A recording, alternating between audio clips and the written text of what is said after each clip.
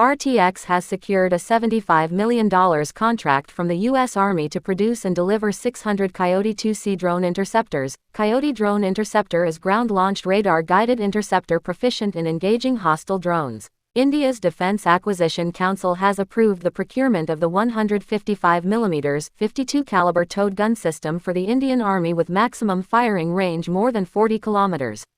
The plan is to acquire lighter and easier towed gun systems which be used in high-altitude areas like the mountains. At recent World Defense Show, Russian officials reiterated the single-engine lightweight Su-75 stealth jet can be heavily customized to adapt a variety of missiles and electronics based on a country's need. Defense officials have suggested to integrate the RVVMD-2 short-range air-to-air missile with the under-development fifth-generation fighter. The Royal Saudi Air Force will acquire the WL-10B unmanned combat aerial vehicle drone displayed at the World Defense Show. The UAV can attain a top speed of 620 km an hour with range of 15,000 meters for roughly 20 hours. It can carry 900 kilograms of air-to-surface munitions, including gliding rocket-powered missiles and lightweight anti-ship missiles.